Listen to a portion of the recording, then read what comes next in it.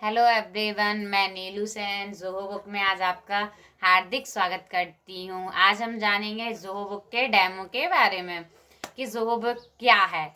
Zoho book एक accounting software है जिसमें आप अपनी फाइनेंशियली डेटा एक्सेस कर सकते हैं। जोहो बुक एक जैसे इंस्टा फेसबुक की तरह एक नॉर्मल ऐप है जहाँ आप किसी भी थोड़ी सी इंटरनेट का यूज़ करके आप जोहो बुक का अपने फ़ोन में अकाउंट क्रिएट करके जोहो बुक का यूज़ कर सकते हैं।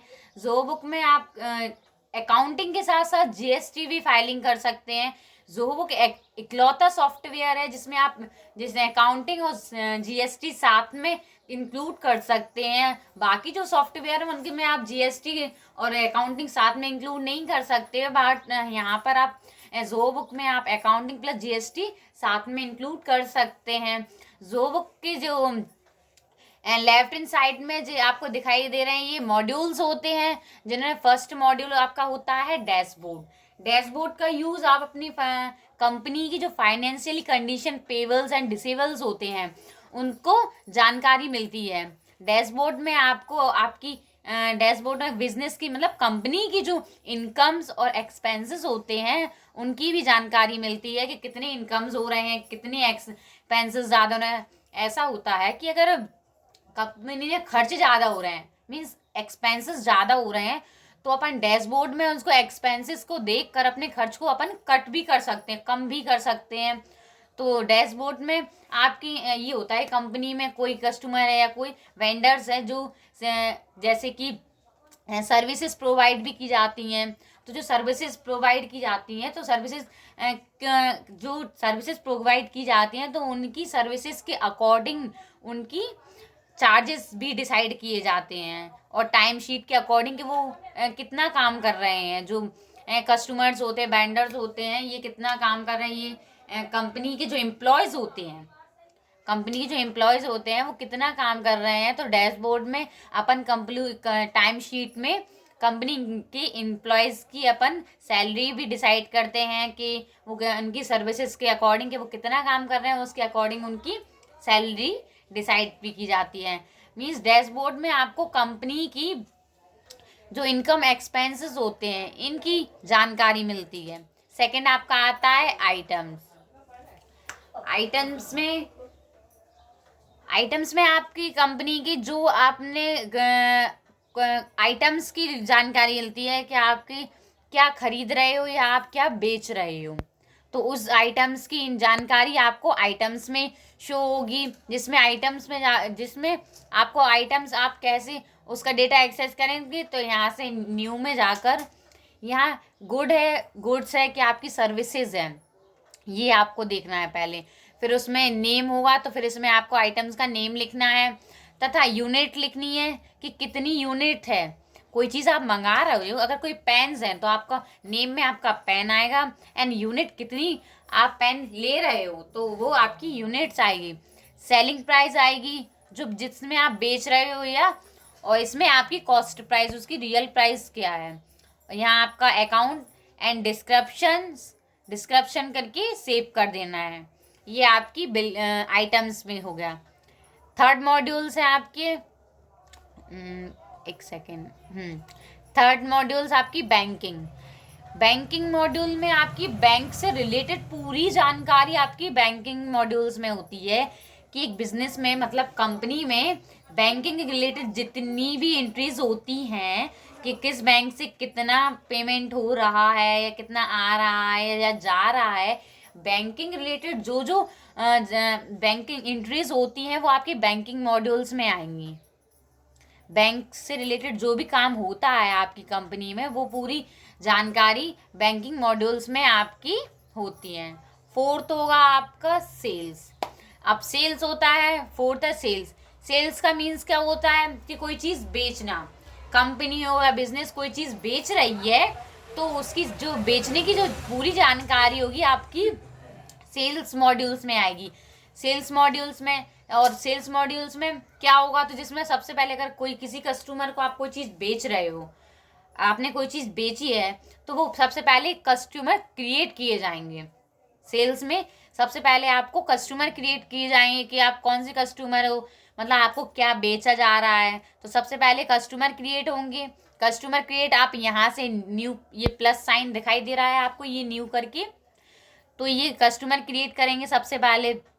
कस्टमर में पहले तो आपको उनका जो नेम होता है, ये होता है कि कस्टमर का नेम भी लिख सकते हैं आप यहाँ। सबसे पहले आपको आप नेम राइट करेंगे, जो कस्टमर है उसका नेम राइट करेंगे फर्स्ट नेम में और उसका लास्ट नेम।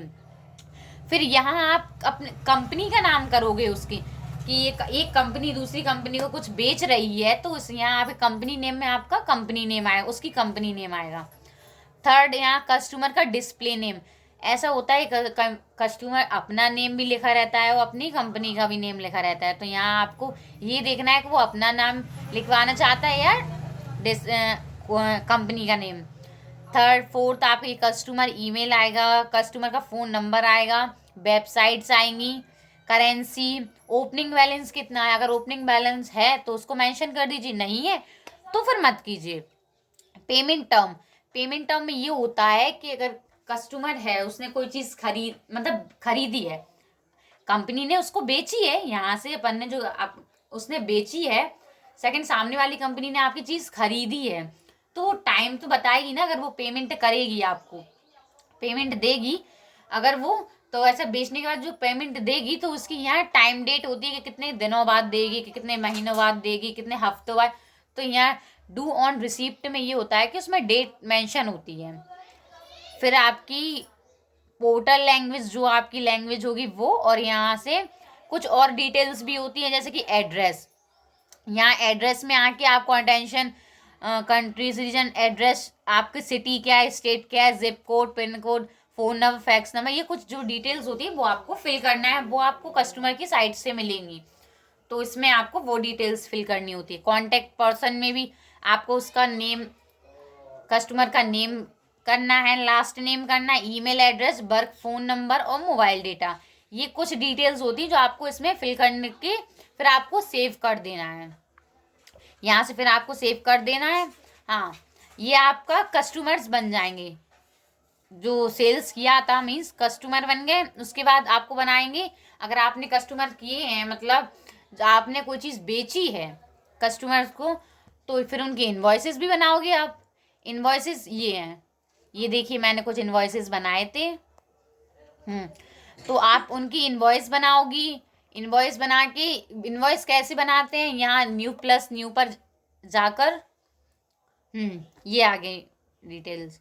तो यहाँ से आप कस्टमर की जो डिटेल्स होती हैं वो फिल करनी है, जैसे कस्टमर का नेम फिल करना है, इन्वॉइस नंबर आपको आएगा, वहीं से आएगा, ऑर्डर नंबर, इन्वॉइस की डेट, ड्यू ऑन रिसीप्ट, फिर ये आपकी आइटम्स, यहाँ आइटम डिटेल्स, ये आपको दिखाई दे रहा है। हाँ, इसमें आपको आइटम्स की डिटेल्स लिखने की, क्या आइटम है, यहाँ आपको आइटम्स की क्वांटिटी लिखना है कि आपने कोई कस्टमर जो था, आपने कस्टमर को कितनी चीज़ें बेची हैं, तो क्वांटिटी आएगी। मीन्स यहाँ अगर आपने सेल्स किए हैं, आपने बेची हैं, तो यहाँ उसकी क्वांटिटी आएगी। फिर क्वांटिटी की अमाउंट आ जाएगी कि आप यहाँ रेट में आगे अमाउंट, कि आपने उसको कितने रुपए की बेची है वो चीज़। तो बस यहाँ एडजस्टमेंट, डिस्काउंट अगर आपको देना है, नहीं देना है, देना है, वो एंट्री होगी। एंट्री होने के बाद बस फिर आपका जो कुछ डिटेल्स रह जाती वो फिर आप और फिल करके सेव एंड सेंड कर दीजिए। अगर आपको सेव एंड सेंड नहीं करनी है, ऐसा होता है कि आपने उसको अभी सेंड नहीं करनी है, तो आप ये जो डिटेल्स दिख रही हैं, ये आपको इनवॉइस बनाया है, इसको आप सेव एंड ड्राफ्ट भी कर सकते हैं, कि आप उसको बाद में ड्राफ्ट में डाल सकते हैं, फिर उसको आप बाद में देख सकते हैं, जो डिटेल्स रह गई हैं उनको फिल करके फिर बाद में आप सेंड कर दीजिए। फिर हाँ, अब इसके बाद बनेंगे पेमेंट रिसीव्ड करेंगे। आपने कस्टमर को कुछ बेचा, मीन्स सेल्स किया है, फिर आपने उसके इन्वॉइसेस बनाए। इन्वॉइसेस बनाने के बाद अब आप उससे पेमेंट रिसीव भी तो करोगे। जैसे मैंने ये जो इन्वॉइस बनाने के बाद ये पेमेंट रिसीव किए थे, आप उससे पेमेंट रिसीव करोगे। रिसीव कैसे करना है, मीन्स पेमेंट रिसीव मतलब कि आप उससे पैसे, आपने कंपनी ने कोई चीज़ बेची है, अब वो उसका पेमेंट तो लेगी ना, तो पेमेंट रिसीव करेगी। तो यहाँ पेमेंट रिसीव कैसे करेंगे, यहाँ न्यू पर जाकर, प्लस न्यू पर जाकर कस्टमर का नेम आप फिल कर दोगे, कस्टमर का कुछ भी नेम फिल कर दोगे। जैसे कि मैं करूँगी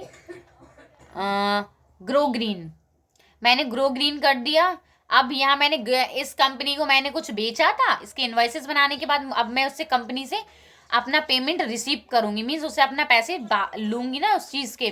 तो और यहाँ अब ये मैंने उसका कंपनी का नेम मेंशन कर दिया, तो अब उसकी अमाउंट रिसीव्ड, मुझे कितनी अमाउंट लेनी है उस कंपनी से, मैंने जो सेलिंग की थी कस्टमर को उससे मुझे कितनी अमाउंट लेनी है, तो मैंने अमाउंट यहाँ मैं कुछ भी अमाउंट लिख दूंगी जो मुझे लेना है, वो करके पेमेंट की डेट तो आ ही जाएगी, क्योंकि आपने वहाँ डेट जो लिखी होगी वो आपको इसमें आ जाएगी। बस कैश करके रेफरेंस करके फिर आप ये फिर अमाउंट रोके आप वहाँ अमाउंट फिल कर दोगे, फिर कुछ डिटेल्स और रहती जो आप सेव आपको फिल करनी होती है, और फिर आप डायरेक्टली सेव कर दीजिए, तो यहाँ से आपकी हो जाएंगी पेमेंट रिसीव्ड। तो मीन्स आपने सेलिंग हो गई, आपने कोई चीज़ बेची कस्टमर को कोई चीज़ बेची, तो पहले आपने कस्टमर क्रिएट किए, फिर आपने उनके इन्वॉइसेस बनाए, इन्वॉइसेस के बाद आप उनसे आप पेमेंट रिसीव करोगे, तो ये हो गई आपकी सेलिंग। अब ऐसे ही सेम ऐसे ही आपका है परचेज्ड मॉड्यूल्स, सेम ऐसे ही आपका परचेज्ड मॉड्यूल्स है, जिसमें कि अगर परचेज्ड मॉड्यूल्स, हाँ परचेज्ड मीन्स होता क्या है, परचेज्ड मीन्स कोई चीज़ खरीदना। कंपनी जब कोई चीज़ अपनी खरीदती है किसी कंपनी से या अदरवाइज कहीं से भी कंपनी कोई चीज़ खरीदती है, तो उसकी एंट्रीज वो इधर करेगी। कैसे, कंपनी ने एक मशीन खरीदी, ठीक है, कंपनी ने कोई मशीन खरीदी, तो उससे सबसे पहले वो वेंडर्स क्रिएट करेगी।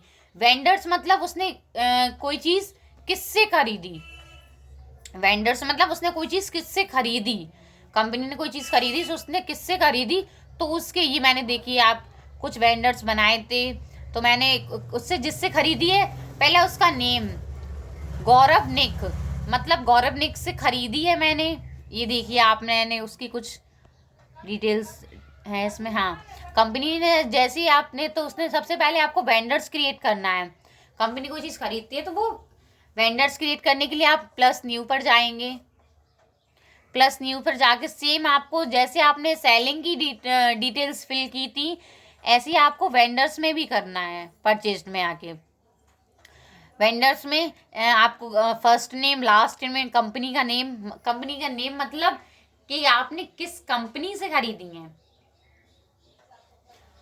और वेंडर्स डिस्प्ले नेम, वेंडर्स के ईमेल, ये आपको कुछ डिटेल्स फिल करके सेव कर देनी है। यहाँ आपके वेंडर्स क्रिएट हो जाएंगे। उसके बाद आप करोगे बिलिंग, बिल्स बनाओगे, मीन्स आप बिल, मैंने ये देखिए मैंने कुछ बिल्स बनाए हैं। उसके बाद आप बिल बनाओगे, बिल बनाने के बिल कैसे बनाएंगे, प्लस न्यू पर सेम प्रोसेस होती है जैसे आपने सेल्स में प्रोसेस की थी ना, कस्टमर्स करके उनके इन्वॉइसेस बनाए थे, इन्वॉइसेस बनाने के बाद पेमेंट रिसीव किया था, सेम आपके वेंडर इसी परचेज मॉड्यूल्स में भी होता है कि आपको पहले वेंडर्स क्रिएट करना है, उसके बाद आपको बिल्स का बनाने हैं, बिल्स में भी सेम आपको डेटा फिल करना होता है कि वेंडर्स का नेम, बिल और bill number, order number, date, वो आपकी आ जाएगी, जो आपकी डेट होगी, आइटम्स, अमाउंट, क्वांटिटी, वो करके आपको सेव एंड ओपन कर देना है, सेव में करना है। फिर अब आपने बिल बना दिए, बिल बनाने के बाद अब आप पेमेंट मेड करोगे, मीन्स अब जिससे आप कंपनी ने कोई चीज़ खरीदी थी, तो अब उसकी चीज़ उसके पास कंपनी कोई चीज़ खरीदी है, तो अब वो उसका पेमेंट तो देगी ना उसे, दूसरी कंपनी को जिससे उसने खरीदी है, तो उसका पेमेंट देखिए मैंने कुछ बनाए थे, पेमेंट मेड किए थे, तो बस ऐसे ही आप पेमेंट मेड करोगे। वो भी सेम वही प्रोसेस है, न्यू पर जाकर सिलेक्ट वेंडर्स करके कि आपने किस कंपनी से खरीदी थी, जैसे कि मैंने दिनेश से मशीन खरीदी थी, तो मैंने यहाँ दानिश का नेम लिख दिया, दानिश से कोई मशीन खरीदी, मैंने दानिश का नेम मेंशन करके जो मुझे डिटेल्स फिल करनी है, जैसे कि मुझे पेमेंट मेड, कितना पेमेंट चाहिए उससे लेना है, डेट, डिफरेंस करके अमाउंट पे करके और सेव कर देना है। ये हमारे हो गए। फिर ऐसे रिक्वायरिंग बिल्स, वेंडर्स क्रेडिट,